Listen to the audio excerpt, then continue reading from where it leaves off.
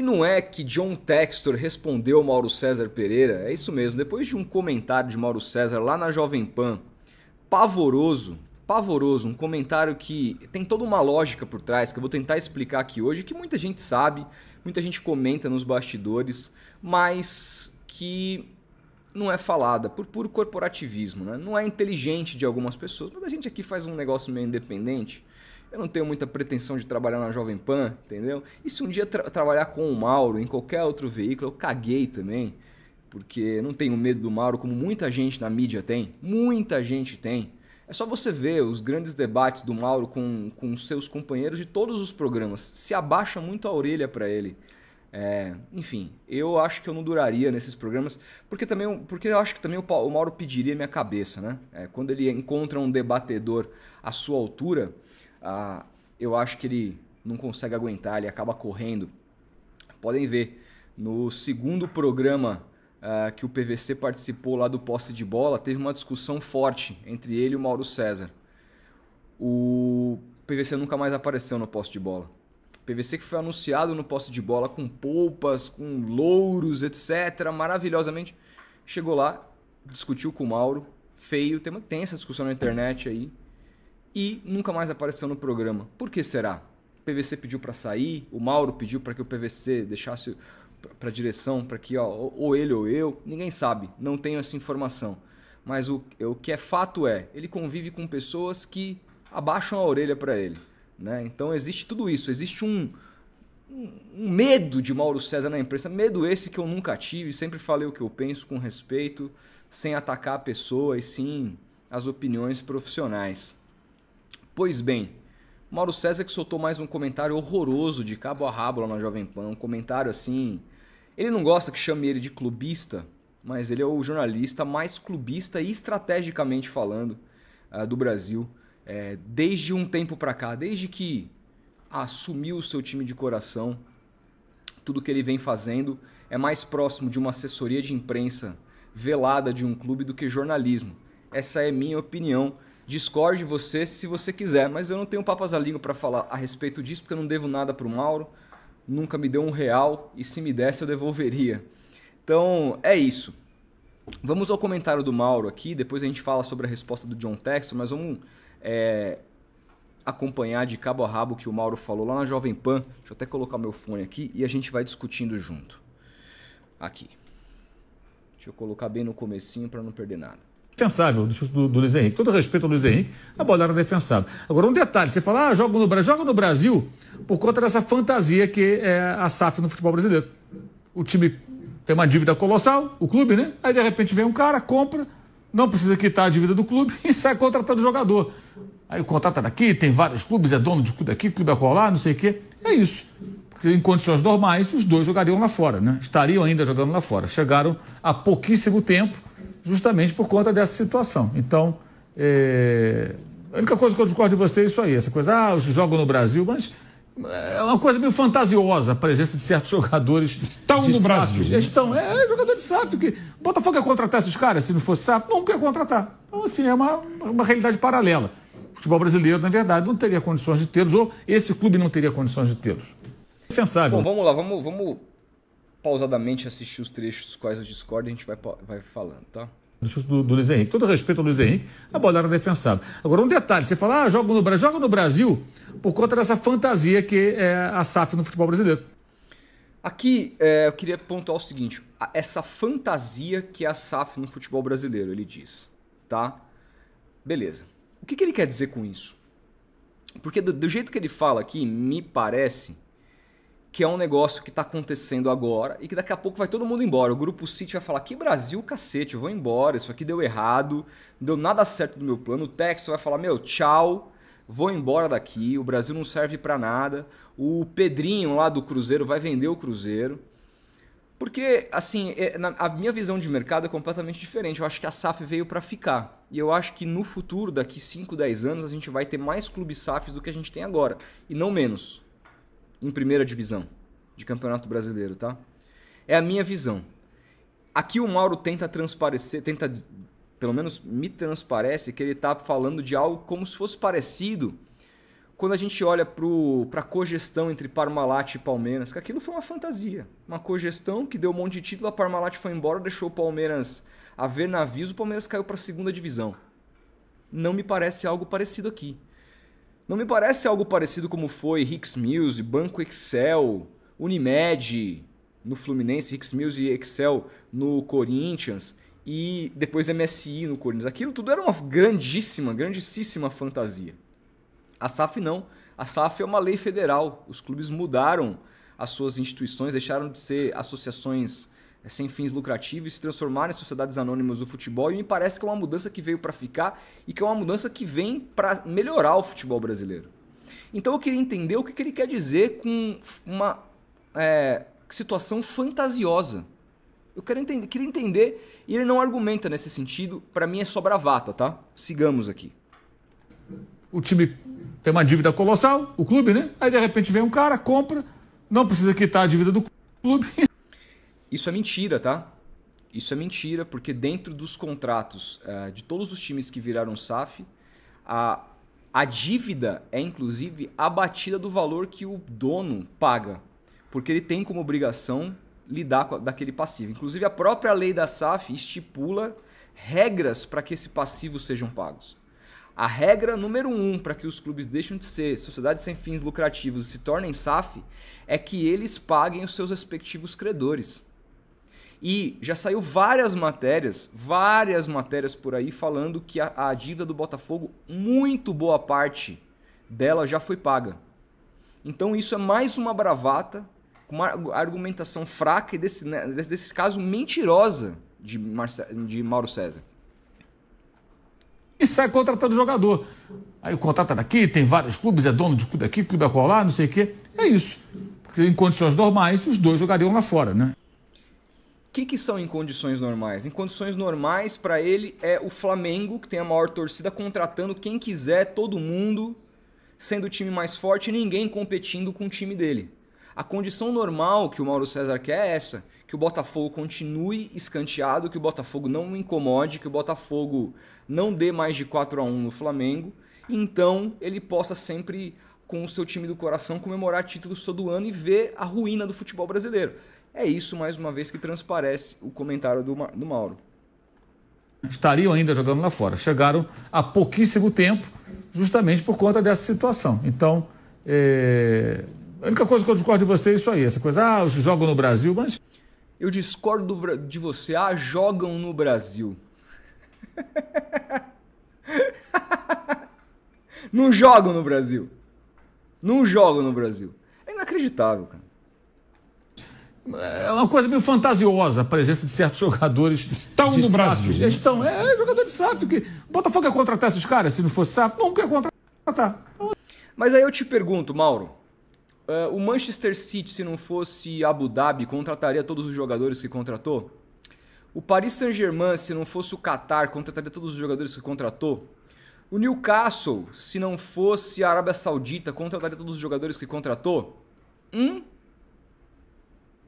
E aí, eu não me lembro do Mauro César, enquanto comentava Premier League, durante anos, décadas que ele comentou a Premier League, ele dizer que ali era uma situação fantasiosa, porque o Abramovich no Chelsea estava torrando dinheiro, e que não sei o que o Chelsea era uma questão...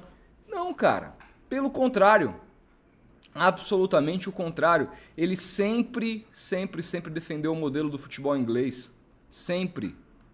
A gente tem ainda o modelo do futebol inglês para se comparar? Obviamente não. A gente não tem a liga que precisaria ter. Liga essa que não existe, muito por culpa também dos dirigentes do clube dele de coração, que é o Flamengo, que poderia ter peitado e poderia ter feito mais e não fez. É importante dizer, tá? Mas nem quero entrar nesse mérito de liga. A Inglaterra, praticamente todos os clubes têm donos. E o Mauro César transmitiu e comentou nessa liga durante anos. E nunca falou em situação fantasiosa. Nunca falou isso quando o Chelsea ganhou, nunca falou isso quando o Manchester City ganhou, etc. Entendeu? Mas aí o Botafogo não pode, porque é o rival do meu Flamengo. É inacreditável, cara. Assim, é uma realidade paralela. Uma realidade paralela não, é uma realidade. O Botafogo meteu 4 no teu time na realidade. Não na realidade paralela. Aquilo existiu. Você acordou, seu time tomou de 4, você dormiu, seu time tinha tomado de 4. Não existe uma realidade paralela.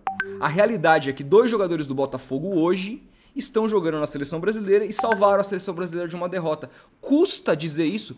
Custa assumir isso? Custa assumir isso? Custa? É inacreditável, gente. O futebol brasileiro, na verdade, não teria condições de tê-los, ou esse clube não teria condições de tê-los. Cara, o futebol brasileiro não teria condições de tê-los, vírgula, né? Vírgula. Porque o futebol brasileiro teria condição de ter muitos jogadores se ele fosse bem organizado. E ele não é.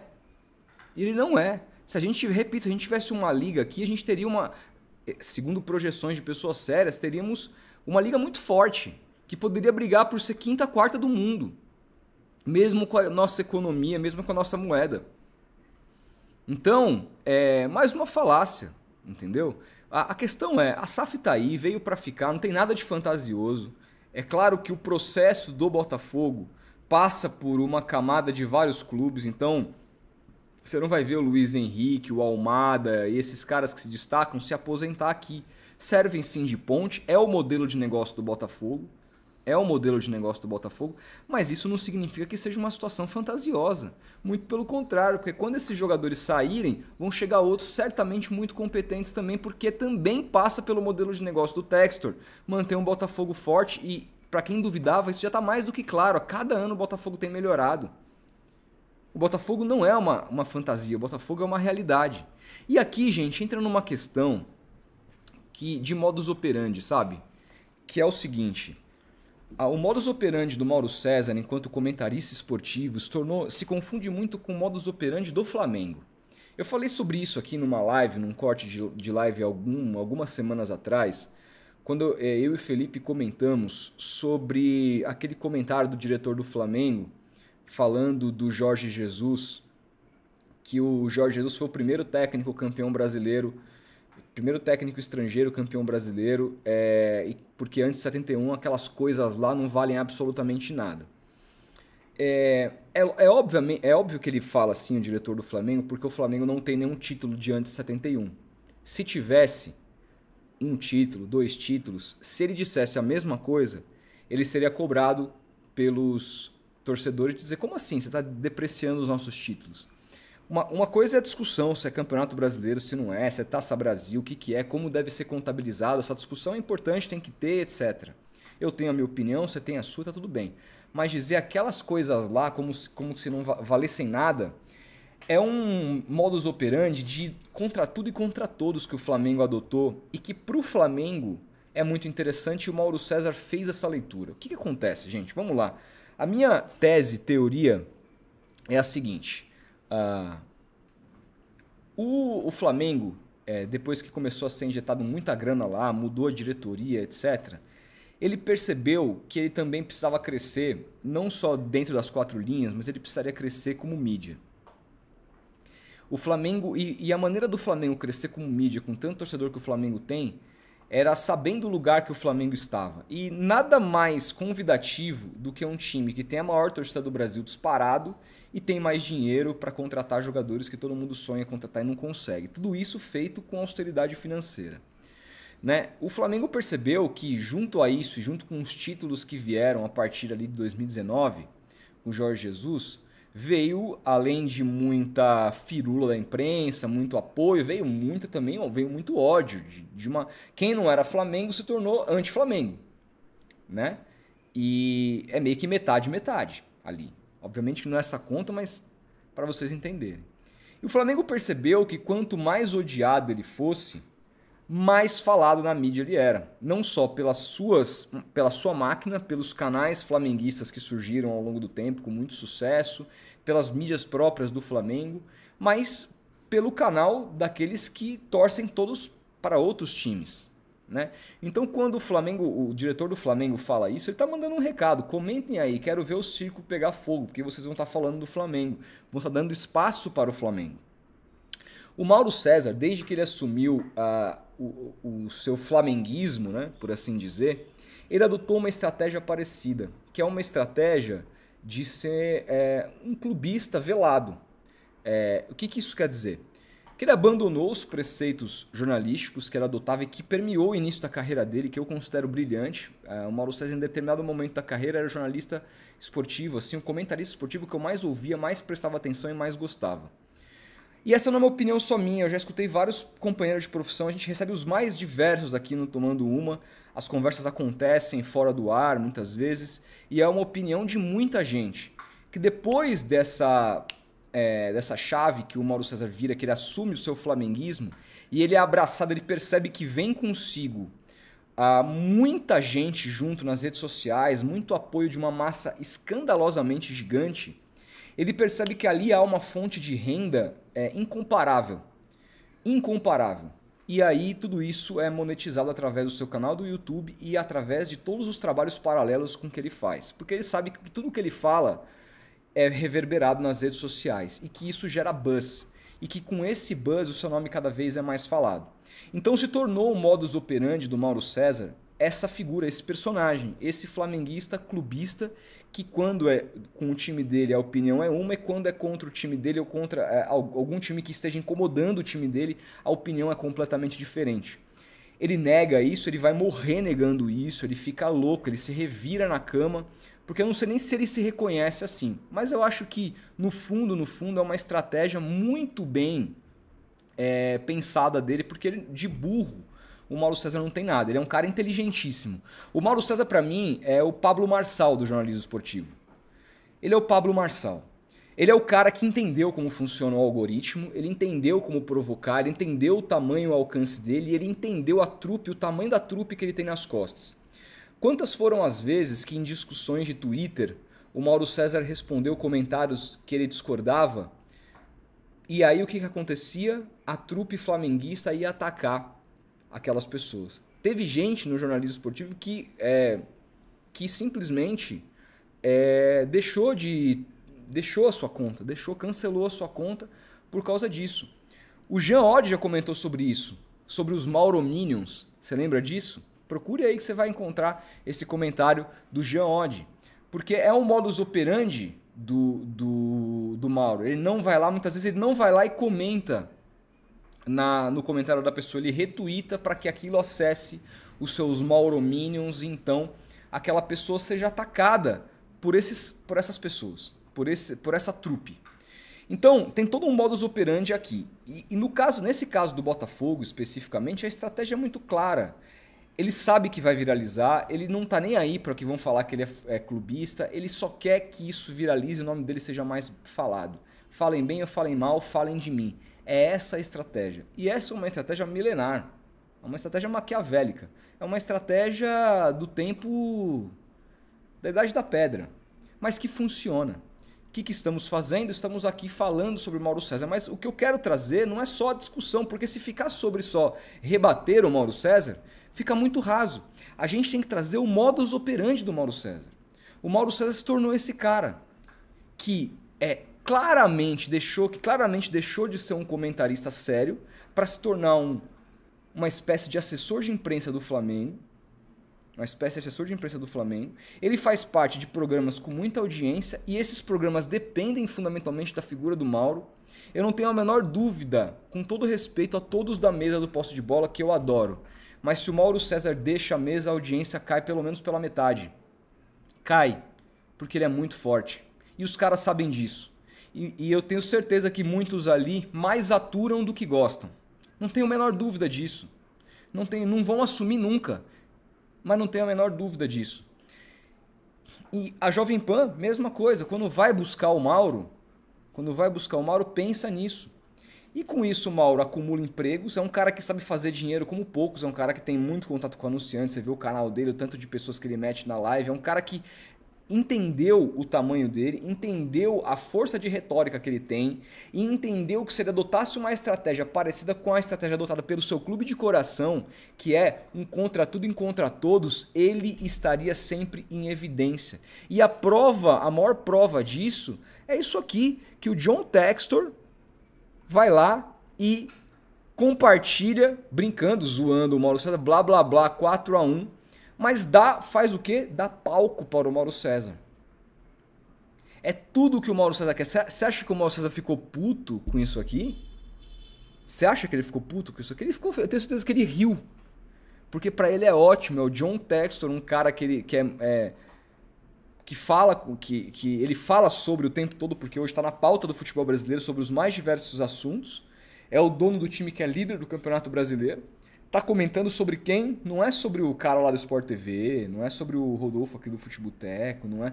É sobre quem? Sobre o Mauro César. Isso dá tom do tamanho da voz do Mauro César hoje, que é usada, infelizmente, não em prol de um jornalismo reflexivo, um jornalismo combativo, mas de um jornalismo clubista que serve a ele próprio, aos seus próprios ganhos monetários. Eu não tenho a menor dúvida que ele ganha muito mais hoje do que ele ganhava na ESPN. Há muito mais dinheiro. Não dá nem para comparar o que o Mauro ganha hoje do que ele ganhava desde que ele assumiu esse personagem. Então, levem o Mauro César menos a sério. Eu sei que é difícil dizer isso, porque essa estratégia, mesmo todo mundo sabendo, todo mundo vai continuar assistindo igual o Neto. Você sabe o que esperar, mas você vai lá, cara. Assiste de novo, porque é legal, etc. Movimenta. E não é, pelo menos mundo afora, uma novidade. Existem vários jornalistas que cobrem esportes americanos, por exemplo, a NBA, que eu acompanho, que utilizam desse mesmo modus operandi. Os caras às vezes falam coisas que eles sabem que vão engajar, que eles sabem que às vezes nem é aquilo que eles pensam, mas que eles sabem que vai dar buzz, que eles sabem que vai dar mídia para eles, e assim eles sempre ficam em evidência. Então a gente está vivendo uma era do jornalismo que o jornalismo esportivo está morrendo. Que a opinião embasada, que o estudo, que a reflexão, que tudo mais, isso não está servindo de mais praticamente nada. Que quem faz sucesso, quem é escolhido, é quem gera mais buzz. E o Mauro aprendeu isso. Nenhum comentarista esportivo hoje tem o alcance que o Mauro César tem quando fala sobre qualquer assunto. Entendeu? Nenhum brasileiro tem. Ele se tornou o principal comentarista do Brasil com esse modus operandi, esse jeito de engajar. Dessa maneira, Pablo Marçal. O cara é o rei. Quando eu falo que ele é o Pablo Marçal, porque é isso, aquele cara com pouco conteúdo, que estuda pouco, aquele cara que manja de uma maneira muito superficial, mas que ele tem um discurso afinado e que bate, ele sabe como chamar a atenção das pessoas. E sabe como funciona o algoritmo da internet. Ele é um cara que entendeu como funciona o algoritmo da internet, como é o que ele utiliza para lacrar aqui, para reverberar aqui, para chamar a atenção de uma torcida aqui, para chamar a atenção de uma outra torcida ali. Ele fez isso contra a torcida do Palmeiras durante tempos e tempos, quando o Palmeiras estava ali sendo campeão, passando por cima do Flamengo. A rivalidade era Palmeiras e Flamengo, Palmeiras e Flamengo, Palmeiras e Flamengo. Agora a rivalidade no Rio de Janeiro voltou a ser com o Botafogo e tal. O alvo virou o Botafogo. É sempre o rival do Flamengo. Por quê? Porque isso gera o buzz daquela trupe gigantesca que vai junto com ele e gera também o buzz dos antes. E aí todo mundo comenta sobre isso e aí novamente o nome do Mauro César fica em evidência. Pode parecer contraditório eu estar falando tudo isso, estar fazendo um vídeo com o nome dele aqui no título, mas eu acho que é importante desmistificar. É importante, mais do que comentar a respeito do que ele disse, que eu já dei todos os meus argumentos aqui pelos quais eu acho que foi uma fala absolutamente estúpida e até mentirosa em dado momento, mas para decifrar o que se tornou o Mauro César Pereira hoje. O Mauro César precisa ser desmascarado, é isso. Ele abandonou o jornalismo, ele vive falando que o jornalismo, como se ele fosse um defensor mor do jornalismo. Pode ser, no jornalismo político, no jornalismo de qualquer outra coisa, mas no jornalismo esportivo, ele abandonou há muito tempo para se tornar um influencer, torcedor, clubista, ensandecido do Flamengo. Este é Mauro César Pereira. Comenta aí o que você acha. E é importante dizer, gente, eu queria soltar com vocês aqui uma apostinha que eu quero fazer para sábado, lá na KTO, tá? Porque eu vou até compartilhar a tela. Aqui eu tô na minha página da KTO. Porque eu vi, tem um jogo aqui, vocês sabem, né? Santos e Mirassol. E o Mirassol tá bem na tabela, tá em quarto lugar. Tem a melhor defesa do Campeonato Brasileiro. O Santos tá com um ataque muito fraco. E tá pagando muito bem o empate e a vitória do Mirassol. Eu vou tentar o win-win aqui, né? Que tipo assim, se o Santos ganhar eu fico feliz, sou santista. Se o Mirassol ganhar, pelo menos eu ganho uma grana. Eu vou apostar R$ 5 no Mirassol aqui, ó. Se eu ganhar, volta trintão. Essa aposta que eu vou fazer hoje lá na KTO. Lembrando, gente, é muito importante lembrar que a gente tem o nosso cupom, o FBoteco, que te garante 20% de bônus no primeiro depósito. Não se esqueça que é um site para maior de 18 anos e você precisa jogar com responsabilidade. Isso não é investimento, isso é só uma brincadeira para você se divertir, tá bom? Utilize o nosso cupom lá para se divertir e brincar em probabilidades esportivas. Não recomendo nada que não seja as probabilidades esportivas, a aposta esportiva, tá bom? Tamo junto, grande abraço, a gente vai se falando e até o próximo vídeo.